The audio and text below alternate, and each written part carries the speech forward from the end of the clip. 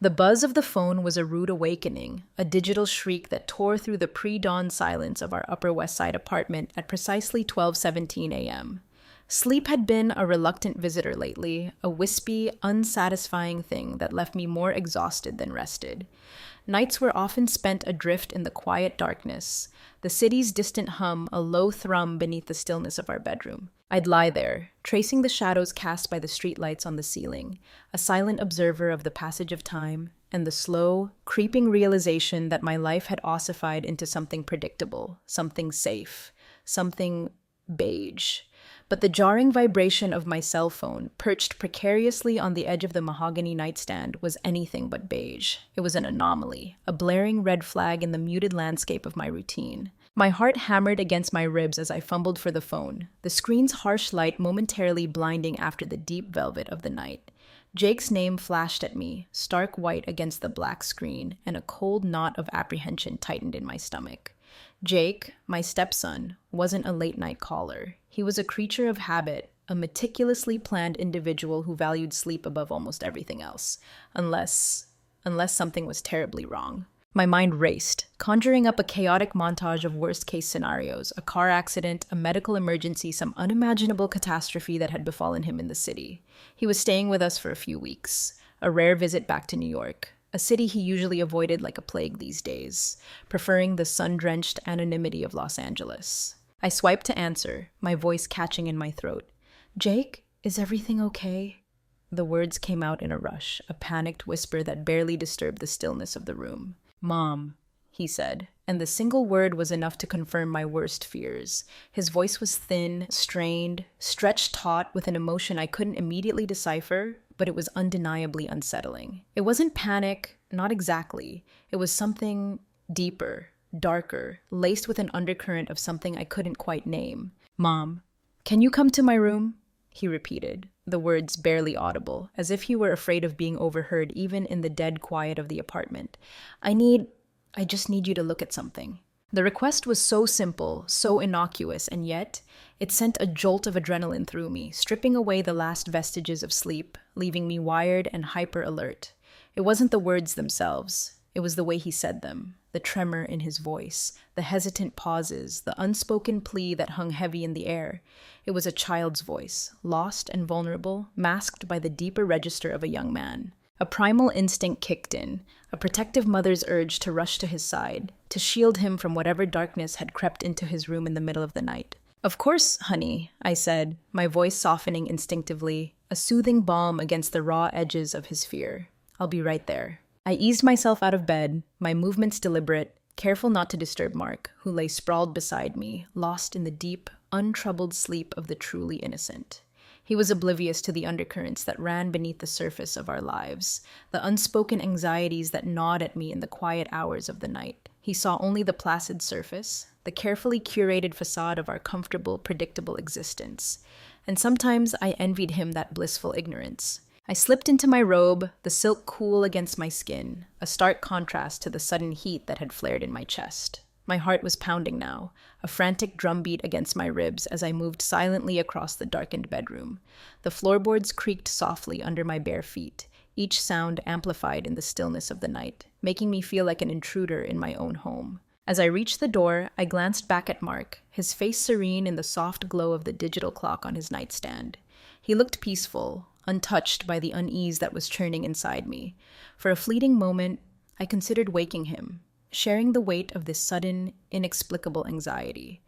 But something held me back. A sense that this was something I needed to handle alone, something delicate, something personal, something that was solely between Jake and me. Or perhaps a selfish desire to be the one he turned to, the one he needed in this moment of vulnerability. I slipped out of the bedroom and into the hallway, the apartment stretching out before me, silent and shadowy.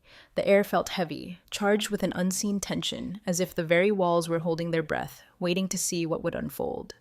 The guest room, where Jake was staying, was at the end of the hall, its door a dark rectangle in the dim light filtering in from the street. Each step I took felt heavier than the last, the silence pressing in on me, amplifying the frantic rhythm of my heart. When I reached his door, I hesitated, my hand hovering over the cool metal of the knob.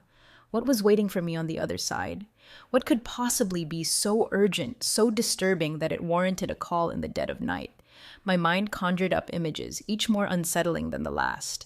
Had he found something, seen something, or was it something more personal, something he couldn't articulate over the phone? I took a deep breath, trying to steady my racing pulse, and gently turned the knob. The door swung inward with a soft click, revealing the darkened room beyond. A sliver of moonlight filtered through the gap in the curtains, casting long, distorted shadows across the unfamiliar furniture. The air inside was still, heavy with the scent of sleep and something else. Something faintly metallic, something that prickled at the edges of my senses, but I couldn't quite place. "Jake?" I whispered, my voice barely audible above the frantic thumping of my heart. "Honey, it's me. I'm here." Silence. For a moment, there was only silence, thick and suffocating, broken only by the faint, rhythmic ticking of a clock somewhere in the apartment. Then, a soft rustling sound from the corner of the room, near the window, and then his voice, low and hesitant, cutting through the silence like a knife. "Mom, over here!" I moved further into the room, my eyes slowly adjusting to the dim light. The shadows seemed to deepen, to writhe and shift, playing tricks on my vision. And then I saw him. He was sitting on the edge of the bed, his back to me, hunched over, his shoulders slumped forward in a posture of utter dejection. He was wearing a dark t-shirt, his hair disheveled, falling across his forehead, obscuring his face. He looked smaller somehow, younger, more vulnerable than I had seen him in years. The confident, self-assured young man who had arrived just a few days ago seemed to have vanished, replaced by this fragile, broken figure. "Jake, what is it?" I asked again, my voice laced with concern. I moved closer, my hand outstretched, reaching for his shoulder, wanting to offer comfort, reassurance, a physical connection to break through whatever wall he had erected around himself. He flinched as my fingers brushed against his t-shirt, a small, involuntary movement that spoke volumes. He was tense, rigid, coiled tight like a spring ready to snap. He didn't turn to face me, didn't acknowledge my touch. He just remained hunched over, staring down at something in his lap, something hidden from my view. It's here," he said, his voice barely a whisper. "I need you to see it." My heart pounded even harder now, a frantic drumbeat of anticipation and dread. What was he hiding? What was so terrible, so disturbing that he couldn't even look at me? My mind raced, trying to make sense of the fragmented clues, the strained phone call, the hushed whispers, the palpable tension in the room. But nothing made sense. It was all disjointed, fragmented, like pieces of a puzzle that refused to fit together. Slowly, hesitantly, he raised his hands, and then I saw it. Resting in his cupped palms, bathed in the pale moonlight, was a small wooden box. It was intricately carved, dark and polished, with strange, unfamiliar symbols etched into its surface. It looked old, ancient even, imbued with a sense of history, of secrets long buried. It was beautiful and unsettling at the same time, radiating an aura of mystery that both intrigued and unnerved me. "What is it, Jake?" I asked, my voice barely above a whisper. "Where did you get this?" He finally looked up then, his eyes meeting mine for the first time since I had entered the room. And what I saw in his eyes sent a shiver of ice down my spine. It wasn't fear, not exactly. It was something else, something deeper, more profound. It was awe. And something else, something darker, something that hinted at a terrifying understanding. "I found it," he said, his voice low and hollow, devoid of emotion. "In the attic, in that old trunk, Grandma's trunk." Grandma's trunk. The words hung in the air, heavy with unspoken meaning, with a history I barely knew, a history that had always been shrouded in a veil of silence and unspoken grief. My husband's mother, Eleanor, had died years ago, before I even met Mark. She was a shadowy figure in our lives, a ghost from the past, rarely mentioned, her memory carefully preserved in faded photographs and hushed anecdotes. The attic, a dusty, forgotten space at the top of our brownstone, was a repository of her forgotten belongings, a time capsule of a life abruptly cut short. And in that attic, in that old trunk, Jake had found this box. "What is it, Jake?" I repeated, my voice trembling slightly now. The air in the room seemed to grow colder, the silence heavier, pressing in on me from all sides. The small wooden box in his hand seemed to pulse with an unseen energy, drawing my gaze, holding me captive in its enigmatic allure. He didn't answer me directly. Instead, he slowly, deliberately began to lift the lid of the box. It creaked open with a soft, mournful sound, like a sigh escaping from the depths of time. And as the lid lifted, revealing the secrets hidden within, the air in the room seemed to crackle with anticipation, with a sense of impending revelation. The moonlight streamed into the box, illuminating its contents, and what I saw inside stole the breath from my lungs, leaving me gasping for air in the suddenly suffocating silence. Inside the box, nestled on a bed of faded velvet, was a single object. It wasn't jewelry or money or any of the trinkets one might expect to find in an old wooden box. It was something else entirely. Something organic. Something alive. Or at least it looked alive. It was pulsating faintly, emitting a soft, ethereal glow that seemed to emanate from within its very core. It was small, no bigger than my palm, and it was a heart. A human heart. Or at least it appeared to be, but it was unlike any heart I had ever seen.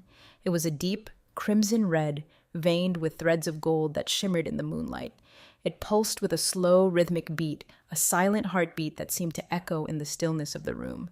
And as I stared at it, mesmerized, horrified, utterly speechless, a wave of nausea washed over me and the room began to spin. This wasn't possible. This couldn't be real. This had to be some kind of grotesque hallucination, a product of my sleep-deprived mind, a nightmare conjured up from the darkest corners of my subconscious. But it was real. I could see it, smell it, feel the palpable energy radiating from it, a strange, unsettling vibration that resonated deep within my bones. And Jake, sitting beside me, his eyes wide with a mixture of terror and fascination, was real too. His fear was palpable, radiating off him in waves, mirroring the eye dread that was spreading through my own veins. What is that?" I stammered, my voice barely a whisper, my throat constricted with fear. I couldn't tear my gaze away from the pulsating heart, couldn't break free from its hypnotic pull. It was grotesque, horrifying, and yet undeniably captivating.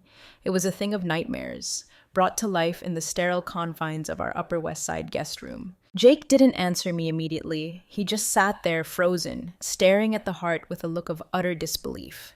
Then, slowly, deliberately, he reached out a trembling hand and gently touched the surface of the box. His fingers brushed against the carved wood, and as he did, a faint tremor ran through his body. And then, the heart. The heart pulsed again, a stronger, more insistent beat, and the glow emanating from it intensified, bathing the room in an eerie crimson light. I don't know," he finally whispered, his voice hoarse with fear. "I don't know what it is, but I think it's alive. Alive." The word hung in the air, heavy with implications, with a terrifying possibility that stretched the boundaries of my understanding, that shattered the comfortable, predictable reality I had so carefully constructed around myself. Alive. This grotesque, pulsating organ, this thing from a nightmare, was alive. And it was here, in our apartment, in my stepson's hands, unearthed from the dusty depths of my husband's mother's forgotten past. The phone call had come at 12:17 a.m., dragging me from a restless half-sleep, a sleep haunted by the mundane anxieties of a life that had become too safe, too predictable. And in that moment, staring at the pulsating heart in the wooden box, I knew with a chilling certainty that my life would never be predictable again. The beige had been ripped away, torn asunder by this single terrifying discovery. The spark had been ignited, the blaze had begun, and we were standing on the precipice, poised to stumble into the smoke and ash of a life we no longer recognized, a life irrevocably changed by what we had found in the darkness of the attic, in the depths of a forgotten trunk, in the beating heart of a terrifying mystery. And what we found was only the beginning.